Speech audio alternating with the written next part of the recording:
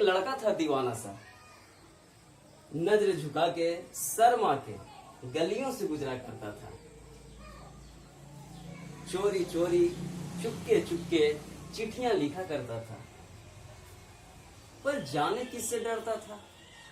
कुछ कहना था उसको शायद। जब भी मिलता था वो मुझसे पूछा करता था कि सर डॉक्टर कैसे बनना है, और सिर्फ हम यही कह पाते थे मेरे चैनल से जुड़ जाओ। ठीक है। हेलो स्टूडेंट, मैं हूं एम हक from biology point, satellite of science Ekangarsarai, और आज आपके लिए क्लास 12 फिजिक्स और यूनिट रे ऑप्टिक्स के कुछ इंपोर्टेंट फॉर्मूला को लेकर के आए हैं, जो आपको कंपटीशन में या बिहार 12th बोर्ड में ऑब्जेक्टिव क्वेश्चन और न्यूमेरिकल्स बनाने में बहुत हेल्प करेगा। ठीक है, तो आइए, फर्स्ट है mirror formula.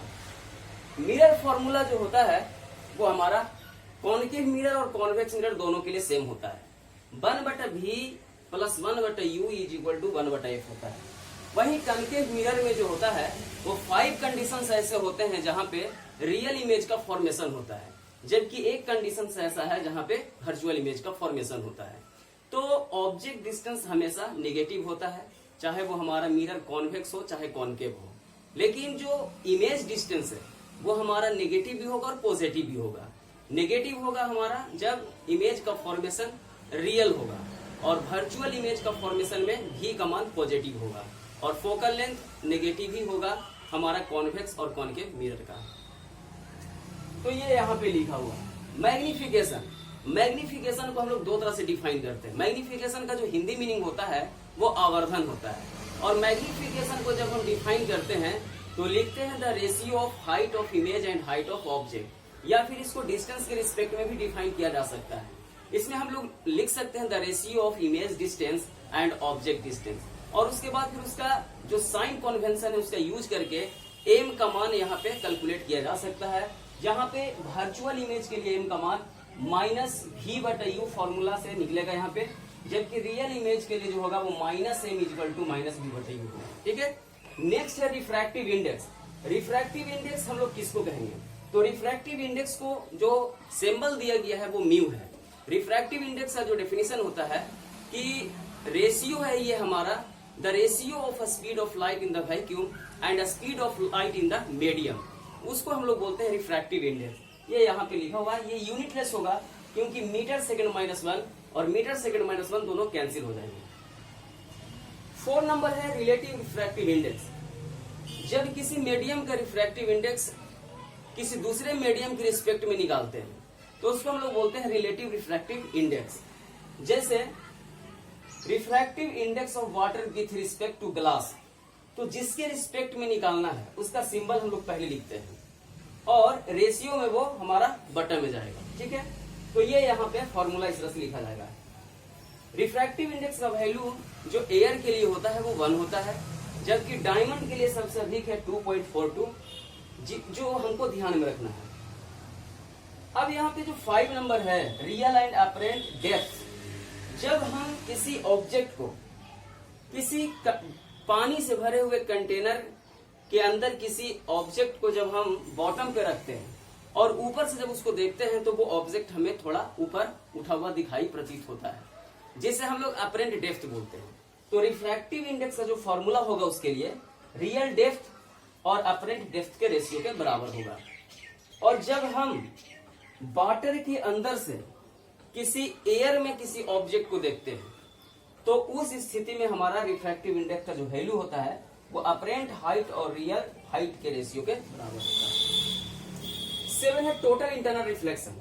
Total internal reflection को TIR कहते हैं, जहां पे जब यहां एंगल ऑफ इंसिडेंस का मान में अगर एंगल ऑफ रिफ्लेक्शन 90 डिग्री मिलता है तो उसके रिस्पेक्ट में जो एंगल ऑफ इंसिडेंस होता है उसको हम लोग बोलते हैं क्रिटिकल एंगल, और क्रिटिकल एंगल से जब एंगल ऑफ इंसिडेंस का मान ज्यादा होता है तब हमें टोटल इंटरनल रिफ्लेक्शन मिलता है। और इसका एक और कंडीशन है कि हमेशा लाइट को जो ट्रेवल करना है TIR के लिए वो डेंसर टू रेयर होना चाहिए। ठीक है। उसके बाद रिलेशन है क्रिटिकल एंगल और रिफ्रैक्टिव इंडेक्स का। तो रिलेटिव जो रिफ्रैक्टिव इंडेक्स है वो हमेशा हमारा क्रिटिकल एंगल के इनवर्सली प्रोपोर्शनल होता है। क्रिटिकल एंगल का मान हमारा डायमंड का सबसे कम है 24.4 डिग्री, जिसकी वजह से उसमें ब्राइटनेस होता है। Applications of total internal reflection देखा जाए तो मिरेज, प्रिज्म, डायमंड और ऑप्टिकल फाइबर हमारा एग्जांपल है टोटल इंटरनल रिफ्लेक्शन का। ऑप्टिकल फाइबर हमारा एक हमारा ये ऑप्टिक्स का एक डिवाइस है, जिसमें ये जो लाइट के सिग्नल है उसको वो एक स्थान से दूसरे स्थान पर बहुत मिनिमम जो लाइट इंटेंसिटी है उसके लॉस को करता है और वो ट्रेवल करवाता है। ठीक है, यानी मिनिमम लॉस ऑफ इंटेंसिटी पर हमारा ये लाइट सिग्नल को एक स्थान से दूसरे स्थान पर ट्रेवल कराता है। 10 नंबर पे जो फॉर्मूला है वो ध्यान में रखना है आपको, μ2 बटा v माइनस μ1 बटा u बराबर μ2 माइनस μ1 बटा r। लेंस फॉर्मूला 1 बटा v माइनस 1 बटा u बराबर 1 बटा a। फोकल लेंथ वैल्यू देखा जाए तो कॉन्वेक्स लेंस का फोकल लेंथ पॉजिटिव होगा, कॉन्केव लेंस का जो हमारा फोकल लेंथ होता है वो नेगेटिव होता है। इमेज फॉर्मेशन देखा जाए तो कॉन्वेक्स लेंस में 5 कंडीशंस में रियल इमेज बनेगा, एक कंडीशन ऐसा होगा जहां वर्चुअल इमेज बनेगा और बिग साइज में बनेगा। Image formation by concave lens, इसमें सिर्फ एक कंडीशन है, वर्चुअल इमेज बनता है और स्मॉल बनता है। Magnification m equal to HI बटा HO और इज इक्वल टू V बटा U। पावर ऑफ लेंस, तो पावर ऑफ लेंस में हमारा होता है the ratio of focal length is called power of lens. और यहाँ पे ये मीटर में है फोकल लेंथ तो ये फॉर्मूला अप्लाई होगा, अगर सेंटीमीटर में है तो ये 100 बाई f इन सेंटीमीटर, ये फॉर्मूला अप्लाई होगा। लेंस मेकर फॉर्मूला 1 बटा f is equal to mu minus 1 into 1 बटा r1 माइनस 1 बटा r2, जहाँ r1 पॉजिटिव और r2 नेगेटिव होगा। जब दो लेंस को हम एक दूसरे के कॉम्बाइंड में करते हैं तो फोकल लेंथ जो होता है वो 1 बटा f इज इक्वल टू 1 बटा f1 प्लस 1 बटा f2 होगा। Power of lens in contact, जब दो लेंस को हम एक दूसरे के कॉन्टैक्ट में रखते हैं तो वो पावर ऑफ लेंस जो होगा वो उसका कॉन्वेक्स होगा तो पॉजिटिव होगा, और अगर एक कॉन्वेक्स से कॉन्केव है तो एक नेगेटिव होगा। जब दो लेंस को d डिस्टेंस पे रखा जाता है तो उसका फोकल लेंथ जो होता है इक्विवेलेंट फोकल लेंथ 1 बटा f इज इक्वल टू 1 बटा f1 प्लस 1 बटा f2 माइनस d बटा f1 f2 होता है। Angular magnification m is equal to beta बटा अल्फा। सिंपल माइक्रोस्कोप का जो मैग्निफिकेशन है m is equal to 1 plus d by f। ठीक है, least distance of distinct vision, least distance of distinct vision स्पष्ट दर्शन की न्यूनतम दूरी जो होता है वो 25 सेंटीमीटर होता है। कंपाउंड माइक्रोस्कोप का formula m equal to minus v not u not 1 plus dy f, और इस तरह से अलग अलग वैल्यू पे ये होता है। टेलीस्कोप में जब इमेज का फॉर्मेशन इंफिनिटी में होगा तो m बराबर माइनस f बटा f, और जब d डिस्टेंस पर यानी least distance of distinct vision पर इमेज का फॉर्मेशन होगा तो m is equal to f not बटा f into 1 plus f by D होता है, और ट्यूब लेंथ होगा इसका l is equal to f plus f।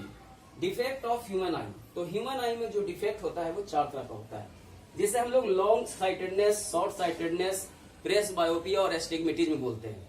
इसमें जो हमारा शॉर्ट साइटेडनेस होता है उसको मायोपिया कहा जाता है, और इसका रेमेडी करते हैं हम लोग कॉन्केव लेंस से। लॉन्ग साइटेडनेस को हाइपरमेट्रोपिया बोलते हैं, और इसका रेमेडी जो होता है, उपचार जो होता है वो कॉन्वेक्स लेंस से होता है। तो इस तरह से हम कुछ रे ऑप्टिक्स का इंपोर्टेंट फॉर्मूला लिखे हैं, जिससे बहुत सारा क्वेश्चन ऑब्जेक्टिव हमारा सोल्व होगा।